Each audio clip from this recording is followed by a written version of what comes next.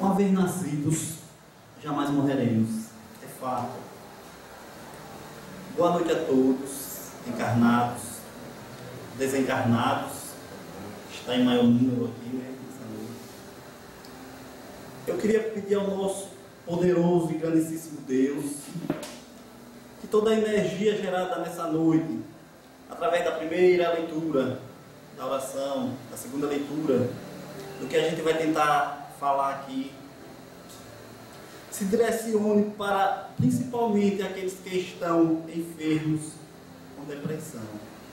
De modo particular, ao nosso amigo Fábio, que se encontra num grau de depressão profunda.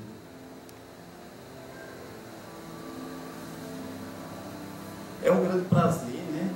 Mais uma vez, estar aqui pela terceira vez, né? Terceira vez, aqui no Centro Espírita, Torres Barreto. Aí a gente já soube que é uma nova administração, que está com toda a força aí, né, para fazer um trabalho espírita. Que na verdade o trabalho não é espírita, é um trabalho de Jesus, né?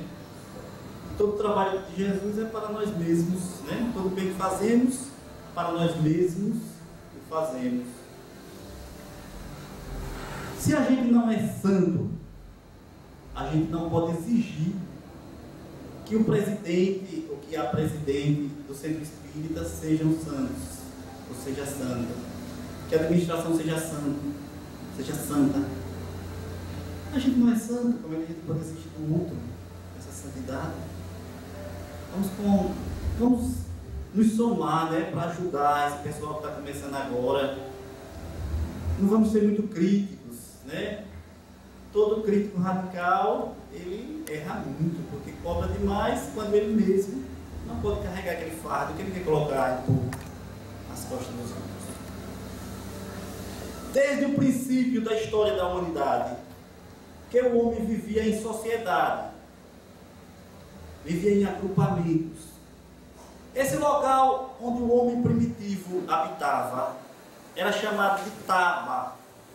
E ali na taba, o homem vivia de forma tão primitiva e natural, que ele se relacionava sexualmente com todas as mulheres da aldeia, e essas com todos os homens. Ainda existe gente que vive assim. Platão afirmava que nós temos uma sombra, porque na filosofia platônica nós somos falsos por natureza e falsos para com a nossa própria natureza. Todo e qualquer indivíduo, salvo raríssimas exceções, ele tem a necessidade natural de se relacionar sexualmente com os demais indivíduos que lhe são interessantes. Então a nossa condição é de negação à nossa própria natureza. Isto é, o homem que vivia no período primitivo, na idade da pedra lascada, da pedra polida, ele, com o passar dos milênios, alcançou a civilidade, a civilização. Ele ficou mais fino, mais educado, mais polido. Quando só faltavam 3.000 anos para Jesus nascer na terra, ele aprendeu a ler. Ele alcançou o conhecimento científico, desenvolveu sua mente. Hoje, na era contemporânea, que estamos agora, ele atingiu, conseguiu, conquistou a tecnologia de ponta. Tudo isso para nos beneficiar. Porém, o organismo deste homem primitivo continua como no mesmo período da pedra lascada e depois a pedra polida, né? Então o organismo, ele não evoluiu. O nosso organismo, homens e mulheres, não evoluiu, ficou ignorante. Aí como é que a gente pode frear esses arroubos, essa erupção desse vulcão? Como? De que forma? Constituindo a família, com os ensinamentos adquiridos aqui no Centro Espírita ou em qualquer casa de oração, qualquer igreja, principalmente com os conhecimentos de Jesus. É isso que vai nos frear, vai nos equilibrar, vai nos ajudar a enfrentar uma situação de desequilíbrio, vai nos levantar, a gente vai cair, o conhecimento em Deus vai nos levantar, a família vai nos ajudar. E a gente vai sempre precisar auto-iluminar-se. Allan Kardec, percebendo essa necessidade da viagem da criatura humana para dentro, interrogou as entidades venerandas.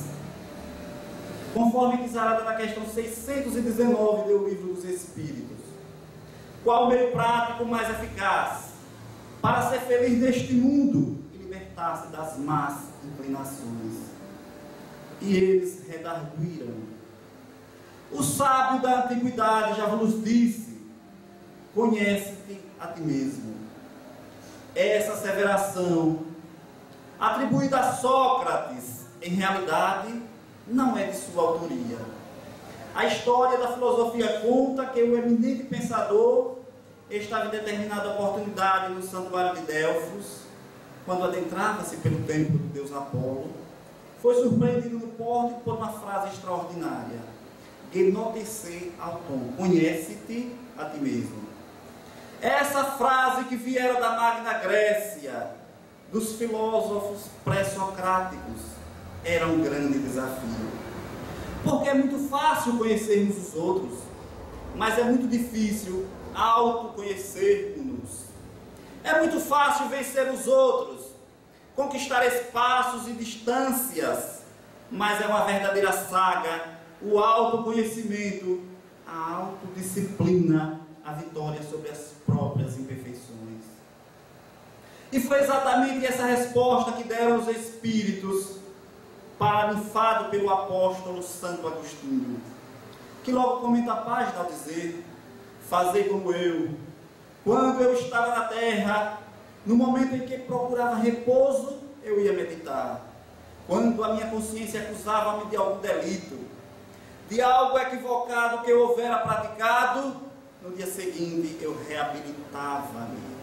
Estabelece então a doutrina espírita a chave admirável para a equação do problema da criatura humana, o autoconhecimento. A viagem corajosa de analisarmos as próprias imperfeições, porquanto somos vítimas de um mecanismo psicológico desculpista. A culpa dos nossos erros é sempre dos outros. Sempre estamos achando que os outros não nos compreendem, que são severos demais, que são injustos para conosco, e nos equivocamos em constatar com coragem quantas vezes a situação lamentosa é nossa e não dos demais. Por isso torna-se indispensável a proposta da iluminação interior, graças às ciências psíquicas na atualidade, e a admirável contribuição da doutrina espírita. Sabemos, não somos a matéria. A matéria é uma argamassa que reveste o ser que somos, espírito imortal. O espírito imortal não é mais uma crença de natureza religiosa, é uma certeza dos laboratórios de pesquisas, graças aos sofisticados equipamentos de computadorização, realizadas as experiências nas universidades. A realidade de Deus saiu das páginas da teologia para apresentar-se hoje na genética, na física quântica, na biologia molecular, despertando-nos para reflexões muito mais profundas, ao que nos faz recordar a parábola das virgens loucas, narrada por Jesus, e aquela parábola que embute as virgens prudentes. É que o Evangelho de Jesus tem uma linguagem para todas as épocas, sendo absolutamente atual em todos os fastos da história da humanidade. A ciência deu-se conta que a nossa saúde, a nossa doença, a nossa felicidade, muitas vezes decorrem da nossa atitude mental. A nossa mente é capaz de construir, como é capaz de aniquilar. Infelizmente não sabemos conduzir a própria mente. A moderna psicologia esteve calculando que durante o dia nós temos 95 mil pensamentos, sendo que 92 mil deles são frívolos, triviais, amargos, repetitivos, gastando uma energia incomensurável apenas para manter as nossas próprias debilidades. A proposta moderna, na busca da iluminação interior, vai canalizar a nossa mente para que seja possível a nossa felicidade. Experiências de laboratórios têm demonstrado que aquilo que nós mais tememos, geralmente atraímos. O eminente médico psiquiatra e cancerologista indiano residente nos Estados Unidos, o Dr. Deepak Chopra, ele narra experiências notáveis a respeito da mente. Ele conta que tinha uma paciente que sempre que chegava ele para os exames semestrais dizia: doutor, eu tenho certeza que tenho câncer. Ele realizava os exames probantes e dizia: senhora, você não tem câncer. Durante 20 anos, 2 vezes ao ano, ela afirmava que era portadora de câncer. E durante 20 anos, ele dava-lhe a decepcionante resposta que ela não era portadora de nenhuma neoplasia maligna. Certo dia, porém, constatou ele que estava ela com câncer de colo de útero. Ele disse naturalmente: agora sim, a senhora está com câncer. Ao que ela redarguiu: eu sempre lhe disse, o senhor não cuidou de mim. Faz 20 anos que eu lhe digo que tenho câncer. E ele anotou: ela desejava ser cancerosa para inspirar compaixão. A maioria de nós, muitas vezes, gosta de ter problemas para inspirar compaixão. Esquecida essa maioria, que nós devemos inspirar amor. Aquele que inspira compaixão é alguém que vive em conflito existencial. Mas aquele que inspira amor encontrou o interesse de si mesmo. Fazendo uma outra análise, ele narra a história de um colega que, ao dar o diagnóstico de um problema cardiológico, ele entrou num estado de depressão profundo e morreu do diagnóstico. Não morreu do problema, morreu do diagnóstico.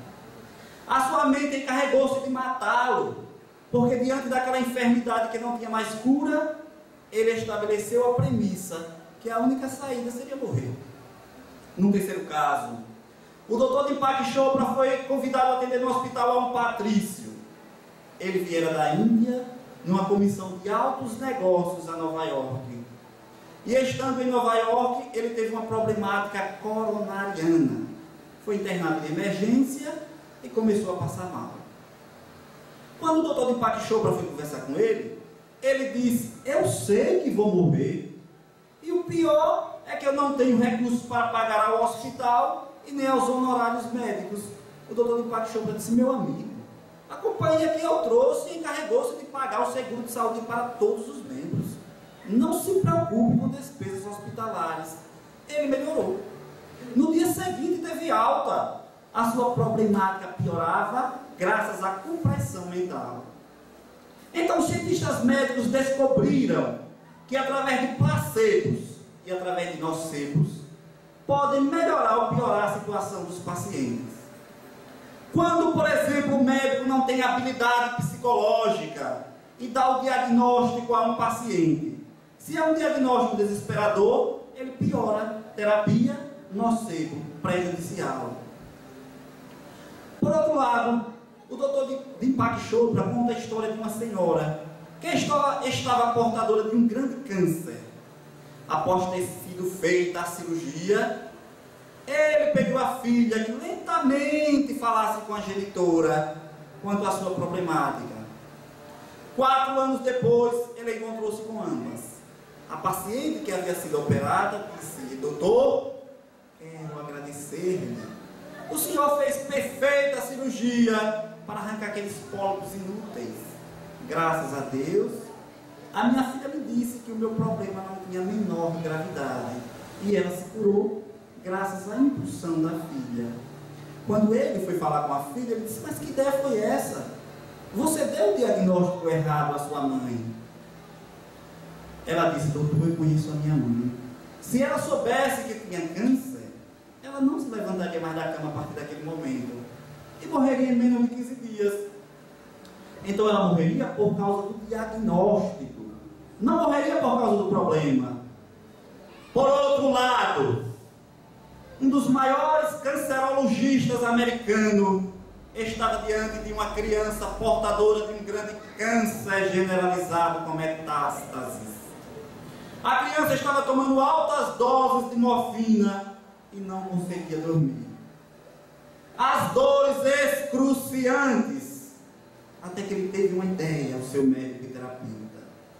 Aproximou-se do leito da criança e disse-lhe: acabo de receber de um laboratório da Suíça a última palavra em sonífero. Apresentou-lhe uma pastilha branca. Tenho certeza que depois que você tomar um quarto desse remédio, você dormirá profundamente. E eu vou lhe dar a dose mínima para que você não entre num sono profundo demais. Diante do olhar expectante do menino, ele partiu a dragem em 4 partes e deu uma porção que o menino bebeu, e de imediato adormeceu quase 10 horas. Em realidade era um placebo, era uma draga de fubá de milho, que não tinha nenhum valor terapêutico. A criança dormiu por uma autoindução. Então dizem os modernos cientistas das terapias, na hora que nós canalizarmos a nossa mente para a nossa saúde, é lógico que nós gozaremos de muito mais bem-estar. Quando canalizarmos a nossa mente para a iluminação, a busca de Deus, do amor, da verdade, e começarmos a trabalhar contra as nossas ideias pessimistas, negativas, queixosas, a nossa vida será muito mais enriquecedora. Mas não se trata de uma tese absurda. Por volta do ano de 1982, em Iowa, nos Estados Unidos, realizou-se uma grande experiência para demonstrar o poder da mente. 7.500 meditadores reuniram-se na cidade e durante uma semana eles dedicavam vários horários para meditar, para mergulhar no abismo da meditação profunda em torno de Deus, do amor, da felicidade. No primeiro dia a onda de crimes era assustadora. No dia seguinte, 24 horas após a meditação, a onda de crimes diminuíra. A bolsa atingia os mais elevados índices. As pessoas encontravam-se mais felizes, sem saberem de nada. E à medida em que a meditação se prolongou de domingo a domingo, respirou-se um clima de paz, de verdadeira solidariedade humana. Naquele domingo, encerrou-se a meditação. E a partir da segunda-feira, a bolsa caiu. A onda de crimes voltou a crescer. Até 10 dias depois, atingiu os mesmos índices de antes da meditação. Então os meditadores estabeleceram: na hora que nós mudarmos a nossa atitude mental, o mundo será melhor. Mas não é de estranhar. Todos nós conhecemos a violência. Mas o que é que nós temos feito para diminuir a violência? Em nossa realidade, somos violentos. Não cumprimos com os nossos compromissos. Somos presunçosos. Não admitimos que nos apontem erros. Acreditamos sermos possuidores da verdade. E tudo isso é violência. A violência urbana é resultado da violência política, da miséria socioeconômica que atinge os bairros miseráveis. A violência internacional é resultado do deslate, do desequilíbrio moral, do governante que se lança à guerra, presunçoso, e acreditando em suas armas inteligentes, esmagam milhões de vidas por causa do petróleo e das ambições econômicas para governar o mundo e deter as demais nações numa condição escrava. Violência. A violência interior irrompe. Foi pensando em todas essas situações que a Unesco, no ano 2000, realizou um grande manifesto em favor da paz. E quando nós lemos esse manifesto em favor da paz, somos levados a pensar nas palavras de Jesus. E aqueles que conhecemos o Espiritismo, na grandeza dessa doutrina libertadora, Não podemos ficar sem conhecer esse manifesto. E o manifesto que a Unesco propôs em favor da paz é composto por 6 itens. O primeiro dele diz: rejeite a violência. Como é que nós podemos fazer para rejeitar a violência, hein, Gorete? Não sendo violentos. Se alguém nos trata mal, o problema é da pessoa. Se alguém nos agride, sorriamos para ele, porque ele é um psicopata, é um enfermo. É alguém que está de mal consigo mesmo e agride a sociedade para poder causar a violência. Então, rejeite a violência, respeite a paz. É o segundo item. Como é que nós podemos respeitar a paz? Mantendo a ordem, fazendo a nossa parte, não falando da vida dos outros, nem exigindo que os outros façam aquilo que nós achamos que é correto. Que cada qual faça a sua parte, respeitando a paz. Terceiro item: seja generoso. É uma lição do Evangelho. Ser generoso. Plante uma árvore. Tenha um sorriso nos lábios. Evite estar falando da vida alheia. Você não foi nomeado vigia da sociedade. Seja generoso. O Parrúpita foi generoso. A generosidade é um dom que quanto mais se multiplica, mais engrandece ao doador. Quarto, respeite o planeta. Os estudiosos dizem que no ano 2050 as guerras não serão mais por causa do petróleo, serão por causa da água potável. Em todo lugar há um grande manifesto em favor da água. Eu vejo pessoas lavando automóveis, lavando calçadas, no maior disparate, as torneiras abertas, os jardins. Eles estarão reencarnados, quem sabe em 2050, estarão lamentando o prejuízo que deram ao planeta, porque não respeitaram as fontes naturais. Eu li uma estatística e fiquei escandalizado comigo mesmo. Nessa estatística dizia que um homem, quando vai fazer a barba e deixa a torneira aberta, ele gasta 100 litros de água. E para fazer a barba, ele gasta no máximo meio litro. Ele precisa apenas, no máximo, meio litro de água. Eu fazia parte desses estróinas por ignorância. Ia fazendo a barba e deixava a torneira aberta. Num simples ato de preguiça emocional de agir, abrir e fechar. Deixava aberta. Eu aprendi assim. E eu estava fazendo assim até que eu descobri que eu não estava respeitando o planeta. Tornei-me agora ciente, consciente. E para fazer a barba, eu gasto no máximo meio litro de água, deixando 99 litros e meio a cada barba. Para o dia quando eu voltar, pelo menos não morra de sede, embora não faça mais a barba. Então nós vamos compreendendo como as nossas atitudes são doentias. Respeite o planeta, pede a Unesco. Quinto, ouça para compreender. Os amigos e irmãos, as amigas e irmãs, já perceberam como nós perdemos a capacidade de ouvir? Todo mundo hoje tem muito que lamentar, ninguém tem paciência para ouvir. Se chegarmos para alguém e dissermos: eu ando com uma dor de cabeça, o outro logo diz: cuidado, pode ser câncer. E já cortou, para não nos dar chance.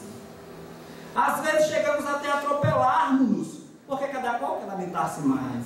Há um campeonato, vamos ver quem é o mais infeliz, quando deveríamos promover o campeonato da solidariedade, da fraternidade, do amor. Um amigo me disse: mas que frio horrível está fazendo hoje. Eu disse: por que horrível? Todo ano faz o mesmo frio. Anteontem fazia um calor insuportável. E uma seca também, né? Hoje faz um frio insuportável. Quando é que nós seremos suportáveis para com a vida? Tão bom quando podemos chegar para alguém e perguntarmos: como vai? Ótimo. A gente vê o colega e pergunta: como vai? Não podia estar pior. Você chegou num momento terrível da minha vida. Mas desde que eu conheço, o momento é terrível. Como é que ele consegue sobreviver? Hein, professor Edson? Então é necessário expandir a luz do Evangelho de Jesus através do verbo amar. E a Unesco propõe um sexto e último item: redescobrir a generosidade. Notem que parecem textos do Evangelho. Redescobrir a generosidade. Nós nos tornamos, pelo menos a maioria, tão mesquinhos. Discutimos misérias. Debatemos coisas insignificantes, quando deveríamos redescobrir a generosidade, a honestidade. Custa tão pouco. Então a iluminação interior é uma conquista que nós fazemos através da nossa reflexão mental. Reservemos alguns minutos diários da nossa vida, 5 minutos, para cuidarmos da nossa iluminação interior. Nós que vivemos afanosamente na busca de coisas, não nos esqueçamos de eleger aquilo que é mais importante para a nossa vida, que é a nossa luz interna. O Espiritismo prova que depois da morte existe vida, que nós continuaremos exatamente como nós somos, que não há uma transferência do demônio para o anjo, do indivíduo para o santo. Cada qual desperta conforme adormeceu. Então é necessário que adormeçamos repletos de mensagem de ternura, para que o mundo se torne melhor e nós alcancemos a nossa plenitude hoje. A oração, a meditação, a reflexão, a ação da fraternidade e a caridade são as nossas cartas direcionais para que alcancemos a felicidade e possamos trabalhar em favor de um mundo melhor. O notável geneta de comportamento, o Dr. de Hammer, depois de uma pesquisa que vem fazendo no gênio humano, após a decodificação do genoma humano, conseguiu encontrar o gene de Deus. O Espiritismo diz que nós carregamos a essência divina em nós. A ciência genética agora vem comprovar esse gene, que é portador de Deus porque é procedente da divindade. O Dr. de Hammer asseverou como VMAT2. Esse gene traz embutida a presença de Deus em todos nós. Então a crença em Deus é um fenômeno hereditário genético eterno. Desde o homem primitivo, quando levantou a cabeça e temeu a natureza, que começa a fé religiosa, até hoje, quando nós podemos pensar em Deus sem as formulações antropomórficas das tradições. Então ele demonstra que Deus está em nós, como asseverava o psicólogo William James. A religiosidade é interior, a religião é exterior. Nós adotamos uma religião por causa dos fatores sociais, educacionais, os fatores mesológicos, mas nós todos carregamos a essência divina em nós. Isso basta para que façamos a nossa viagem interior e nos iluminemos, deixando que esse Deus interno engrandeça-se e exteriorize-se através dos nossos pensamentos. A iluminação interior não é uma faculdade paranormal, não é uma mediunidade, é uma conquista que está ao alcance de todos nós. As religiões todas trabalham para que desenvolvamos os mais profundos sentimentos de amor. Está quase todo mundo dormindo, né? E essa luz que Jesus nos ofereceu quando disse: eu sou a luz do mundo, aquele que me segue não tropeça na escuridão. Essa luz está dentro de nós, e se cada um se esforçar para que ela possa desabrochar, iluminando a rota por onde seguem os nossos pés, é claro que a nossa vida muda de sentido muda de significado. Mas como é que nós podemos ter certeza disso? Pelo que nos afirmam os seres espirituais. Desde eras priscas eles retornam das sepulturas para dizer-nos: nós aqui estamos, conforme éramos. Não foram as criaturas humanas que conceberam a imortalidade. Foram os imortais que retornaram para dar-nos ciência dessa realidade esmagadora e fascinante. Esse médico, o Dr. de Hammer, fascinou-se com a personalidade que se iluminou de um momento para o outro. Um jovem alemão da cidade de Hamburgo. Depois de uma decepção amorosa, ele pegou sua motocicleta e viajou pelo mundo. Saindo de Hamburgo, na Alemanha, ele foi parar na China. Esteve analisando as várias religiões, e eram todas teorias. Por fim, ele pegou um avião e foi até o Japão. Viajou na direção de um grande santuário, e lá chegando em Hosenji, ele foi meditar. Depois de meditar, ele transformou-se. E quando o Dr. de Hammer perguntou: Limakel, é verdade que você é um iluminado? Ele disse: eu não sei se eu sou um iluminado, mas eu sei que a luz divina brilha dentro de mim. E por que não brilha dentro de mim? Perguntou o Dr. de Hammer. Porque você não deu combustível para que ela possa desabrochar. E qual seria esse combustível? O alto amor. O amor ao próximo. Para o senhor receber o seu título de médico, de professor e etc. Quantos anos investiu desde a alfabetização até a pós-graduação?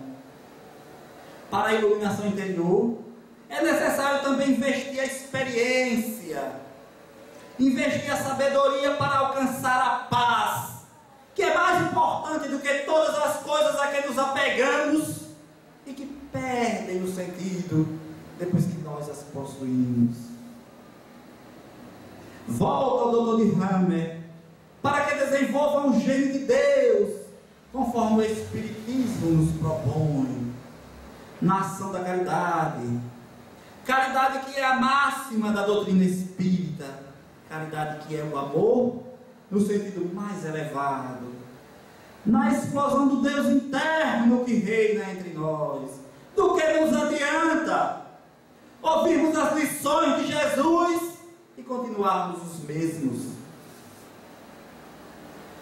Doutrinarmos os desencarnados e continuarmos nos mesmos erros? Lermos páginas alcandoradas de luz e prosseguirmos na mesma trajetória. Esse é o momento de revolução, queridos irmãos, querida irmã. Essa é uma hora de mudanças. Não esperemos que o mundo mude para melhor, porque isto não ocorrerá. Mas façamos a nossa mudança para que a terra se torne melhor. Aqueles que esperam a paz política, os decretos de um mundo melhor, equivocam-se, porque a paz entre as nações é uma pausa para o rearmamento e uma luta pior. Mas na hora que nós nos desarmarmos, quando pudermos olhar para alguém que não gosta de nós, desarmados, porque o problema é dele, certamente que não haverá conflito. E é exatamente aí que começa a nossa iluminação interior. Seremos melhores pais, melhores filhos, melhores doentes, melhores colegas, melhores companheiros. Quando atingirmos essa iluminação, não teremos medo da dor, nem medo da traição, nem medo da pobreza, nem medo da morte, porque aquele que se ilumina torna o mundo muito melhor. Foi essa mensagem que eu estive pensando para as reflexões dessa noite generosa. E gostaria de coroá-la com o exemplo de uma mulher notável que nasceu na Alemanha em 1891. Essa mulher extraordinária se chamava Edith Stein, judia. Foi a primeira mulher a doutorar-se em filosofia na Alemanha. Atingiu momentos de inteligência culminante. Aos 14 anos, ficou ateia, porque a doutrina que ela estava vinculada, a ancestral doutrina judaica, não lhe atendia às ânsias do coração. Ela não podia compreender o Deus dos exércitos, o Deus de Israel, que não era o mesmo dos outros. Como compreender o Deus Criador, que elegeu o povo e esqueceu a humanidade? Edith Stein mergulhou o pensamento em Platão, em Sócrates, em Aristóteles. Mergulhou o pensamento dos filósofos materialistas alemães do fim do século XIX. E abandonou completamente a ritualística da sua doutrina religiosa. Encontrou um homem que por ela se apaixonou, mas ela não teve o status. Começou o período hitlerista, a noite dos cristais. E nesse período ela leu a vida de Santa Teresa d'Ávila. Santa Teresa, a mulher que disse uma grande frase: Deus basta. Santa Teresa d'Ávila, aquela mulher mística, aquela doutora da igreja, o amor que sentia por Jesus, fascinou a doutora Edith Stein. Começou a perseguição aos judeus. Ela disse à sua mãe que não era mais judia, agora era católica. A mãe abominou-a, a família desprezou-a, seus familiares correram para o Canadá. Ela ficou na Alemanha com a mãe e uma irmã. A mãe expulsou-a de casa porque era judaísmo, mas ela sorria. Agora, como cristã, a débita de Santa Teresa, ela podia compreender esses fenômenos psicológicos das criaturas humanas. E continuou amando a sua mãe e a uma irmã sua que tinha uma deficiência numa perna. Desabam as perseguições. E aquele antigo apaixonado a expulsa da universidade porque ela era judia. Não tinha condições de lecionar. Ela vai perseguida, resolve tomar o hábito. Dizem que ela está fugindo da perseguição judia, que se refugiando na igreja estaria amparada. Quando a sua vida está em perigo, a ordem manda para a Holanda. O perseguidor alcança, traz-la de volta, pede que ela fuja. Ela diz: eu sou alemã, não me importa se pertenço à raça judia, ninguém me expulsará da minha pátria. Ele diz: você é uma farsante, você adotou o cristianismo para fugir. Ela diz: eu não nego a minha origem judaica, de quem me orgulho, mas sou cidadã alemã, sou cristã. As perseguições aumentam e ela vai para o campo de concentração de Auschwitz.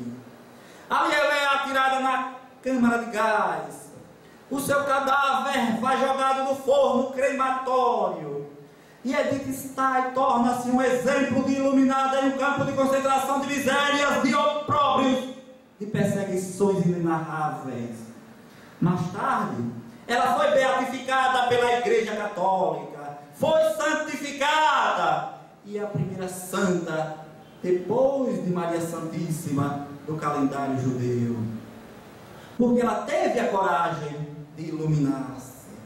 Não seria ideal se cada um de nós, a partir de hoje, fizesse uma auto-iluminação e se perguntasse: o que é que eu estou fazendo aqui? Para que Deus me colocou aqui? Para onde eu vou? De onde eu vim? Qual é a minha finalidade existencial? Os dias passam, a vida biológica decompõe-se e a desencarnação acerca-se. Por mais longe que esteja, não é, Gorete? Está sempre muito perto de nós. Mas o importante não é exatamente esse fato. O importante é que vivamos felizes cada momento da nossa vida, com a iluminação Na dor, nós temos uma meta. Na alegria, a meta. No infortúnio, a mesma meta. Porque somos seres imortais. Nada nos destruirá. Como disse Jesus, que medo nos podem fazer aqueles que apenas matam o corpo e nada podem contra a alma. Dessa forma, queridos irmãos, querido presidente ou presidenta, né? A nossa proposta de iluminação interior vai além das fronteiras de qualquer denominação religiosa. O Espiritismo é a doutrina que veio para iluminar todas as religiões, porque vem oferecer àquelas que não creem na sobrevivência da alma e na sua comunicação, o fato, que mostram Deus e faltam as provas da sua justiça. Por isso, no mundo de amanhã, quando auto-iluminados dermos as mãos, acabaremos com as queixas e as reclamações. Eu gostaria que todos nós saíssemos daqui hoje com essa reflexão. A primeira que eu disse: nós, uma vez nascidos, jamais morreremos. E aquele que conheceu Jesus jamais é o mesmo. Pelo teu amor. Obrigado, Senhor. Obrigado a vocês.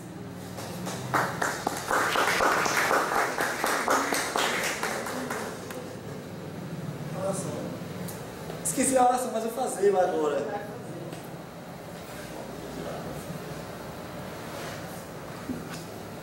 Irmãos, fechemos os olhos. Fiquem numa posição confortável a vocês. Descruzem braços, pernas, né? Que é importante para a gente fazer a oração final.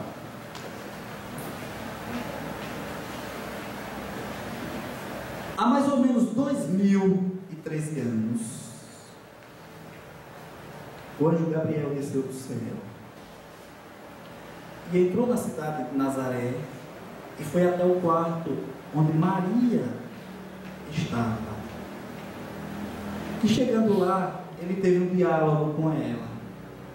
Imagine a ternura que se encontrava nesse ambiente, o carinho com que Maria falou, com que o anjo falou com Maria, e o sorriso que Maria deve ter aberto quando entendeu que seria ela a mãe daquele que daria um exemplo de salvação para a humanidade. Imaginemos se naquela época as coisas pudessem serem televisadas e passasse no horizonte essa cena para que todos nós pudéssemos ver. Mas como isso não é possível, vamos apenas imaginá-la. O encontro desses dois anjos, Gabriel, que até então que era um anjo celeste, e Maria, que até então era um anjo terrestre. O carinho, o sorriso de Nossa Senhora, as palavras do anjo, a proposta de Deus, a entrega de Maria, que era noiva, e geralmente toda noiva se compreende que seja apaixonada, que ame o seu noivo, e ela não pensou duas vezes ao dizer: aqui a escrava do Senhor, faça-se em mim a vontade de Deus. E quando o anjo a deixou, ela imediatamente tornou-se grávida de Deus. Como Deus é o Rei do Universo, ela, simbolicamente, e pelo fruto de Deus está no seu ventre, tornou-se a esposa. Esposa do rei, certamente tornou-se rainha. E aquela mulher que tornou-se rainha, a mais cheia de graça entre todas as mulheres, deu uma grande lição de humildade, subiu as montanhas e foi cuidar de sua prima Isabel, que estava grávida e já era idosa. Maria era tão importante para os crentes em Jesus, que ao chegar à casa de Isabel, Isabel disse: de onde me vem essa honra? Eu é que deveria ir te servir, que não você servir a mim. Então nós só podemos ver uma humildade tamanha em Jesus. Jesus é a luz do mundo. Nós somos iluminados por Ele. Ele, Jesus, é que nos guia. Nós somos filhos errantes. Somos herdeiros mesmo assim errantes. Somos eternos e herdeiros do universo. Somos eternos e herdeiros do universo. Por que será que os irmãos entram em depressão? Se são eternos e herdeiros do universo, o ser humano tem tudo demasiadamente. É eterno e é herdeiro do universo. Ser eterno é ser para sempre. O universo é infinito, então ele tem vida sempre e tem tudo sempre. E ainda entra em depressão por falta de alguma coisa. Se a depressão fosse por excesso, até se compreendia, mas por falta. Amém.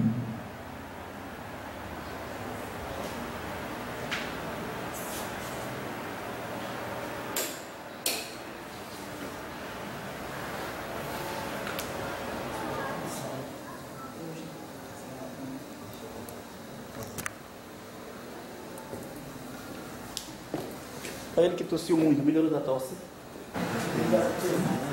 Sempre para os colegas, para você ver que deve acontecer tanta palestra assim.